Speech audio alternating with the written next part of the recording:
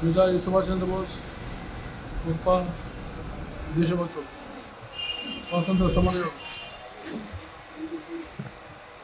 British సామ్రాజ్యం నుంచి భారతదేశాన్ని విముక్తి చేయాలని కాంగ్రెస్ పార్టీలో చేరి మహాత్మా గాంధీతో, నెహ్రూతో కలిసి ఉద్యమాన్ని ప్రారంభించారు.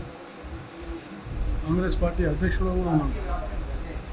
కానీ చివరికి ఈ శాంతి మార్గం చివరికి స్వాతంత్రాన్ని ఇస్తుందా లేదా అనేటువంటి ఆలోచనతో ఆయన సైన్యాన్ని తయారు చేసి ప్రపంచ రాజకీయాలను కూడా అధ్యయనం చేసి మారుతున్న పరిణామాలతో బ్రిటిష్ యొక్క సామ్రాజ్యంతో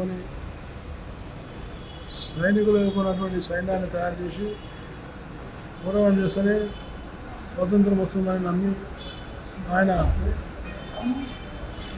ఆంగ్లేయుల నుంచి తప్పించుకొని భారతదేశం నుంచి మారువేషంలో ఆఫ్ఘనిస్తాన్, రష్యా మీదుగా జర్మనీ చేరి అక్కడ ఆజాద్ హింద్ ఫౌజ్ అనేటువంటి ఒక దాన్ని నిర్మాణం చేసి అనేక మంది యువకులను, దేశభక్తులను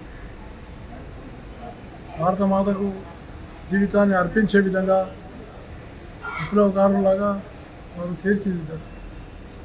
అలాంటి సుభాష్ చంద్రబోస్ చివరికి ఆయన ఒకటే కోరాడు, యువకులారా నాకు రక్తం వేయండి, నేను మీకు స్వాతంత్రాన్ని ఇస్తాను అని చెప్పినటువంటి గొప్ప స్ఫూర్తిదాత నేతాజీ సుభాష్ చంద్రబోస్. ఆయన చరిత్రలో గొప్ప మహానుభావుడుగానే కాకుండా యువతకు స్ఫూర్తిగా భారత్ సెల్యూట్ అనేటువంటి దాన్ని ఒక సైనికుడి రూపంలో నేటికి కూడా యువతకు స్ఫూర్తి. కాబట్టి నేడు సమాజం దేశభక్తి, జాతీయ భావాన్ని ఇంకా పెంపొందింపజేసుకొని దేశ సమగ్రతకు సమేతకు అందరూ తోడ్పడాలని నేను కోరుతాను.